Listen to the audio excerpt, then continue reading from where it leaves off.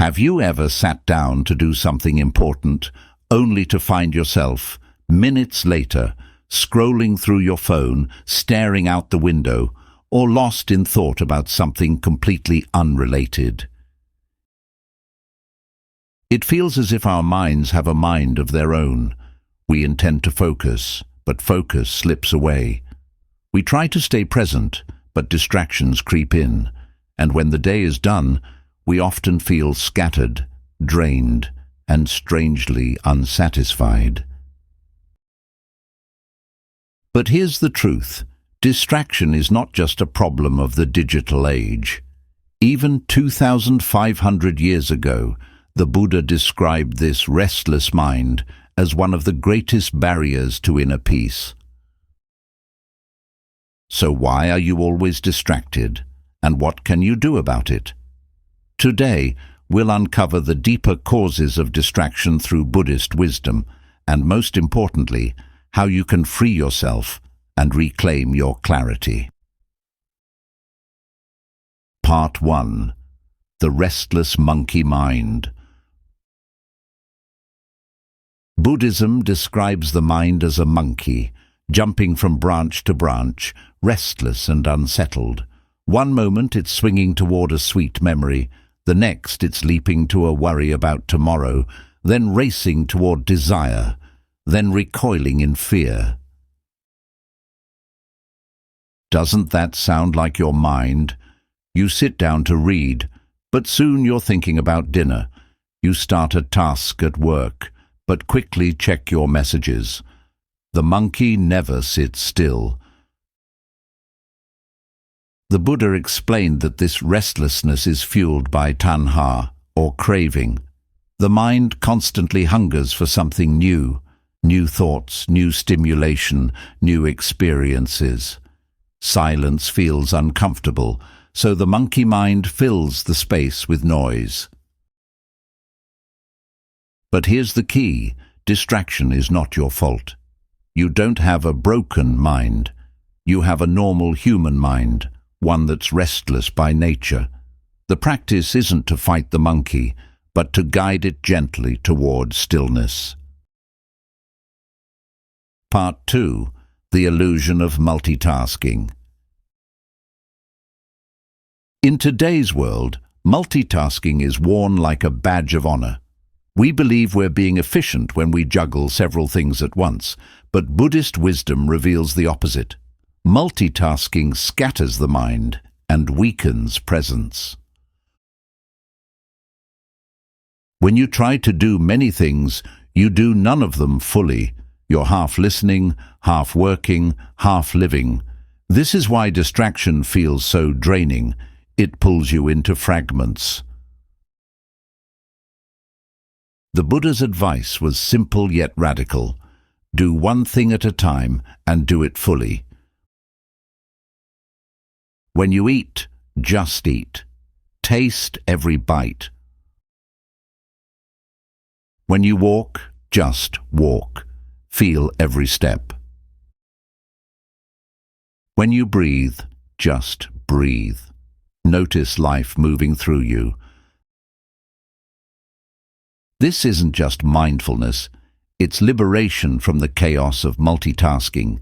When you stop scattering your attention, life becomes deeper, richer, and far more peaceful. Part 3. The Root of Distraction, Craving and Aversion. At the core of distraction are two forces, craving and aversion. Craving pulls you toward what you want: pleasure, novelty, escape. Aversion pushes you away from what you dislike: boredom, discomfort, silence. Together, they keep the mind endlessly running, like a wheel that never stops turning. Think about it. When you're distracted, what's happening? You're usually chasing something you desire, or fleeing from something you don't want to face.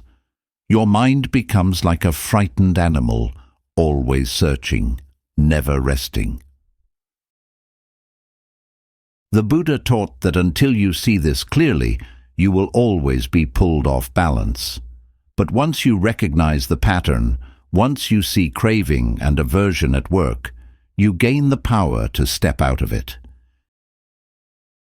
This is the practice of mindfulness, watching the mind without clinging to its urges. When you notice the pull of distraction and simply observe it, the cycle begins to lose its grip on you. Part 4. The Path Back to Focus. So how do we return to clarity? The Buddha offered practical steps, simple yet transformative. Mindful breathing. Anchor yourself to the present moment through the breath. Every inhale and exhale is a reminder you are here now. Meditation. Train the monkey mind to sit still. At first it resists, but with patience the mind learns to rest, like a pond becoming clear when the ripples settle. Simplify your life. Too much noise, too many possessions, too many commitments. These feed distraction. By simplifying, you give the mind less to chase. Compassion toward yourself. Don't punish yourself for being distracted. The Buddha never asked for perfection. Instead, he taught kindness, patience, and persistence. When you weave these practices into your daily life, you no longer feel torn in 1,000 directions.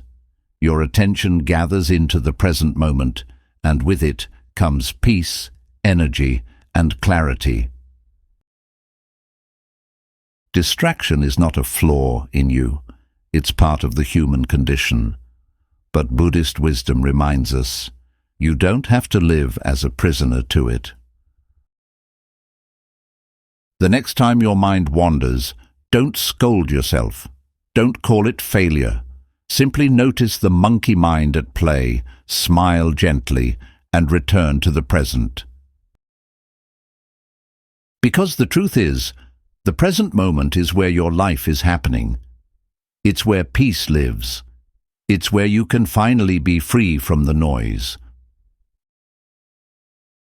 So, ask yourself, will you let distraction continue to scatter your life, or will you begin, step by step, to reclaim your attention, your focus, and your peace?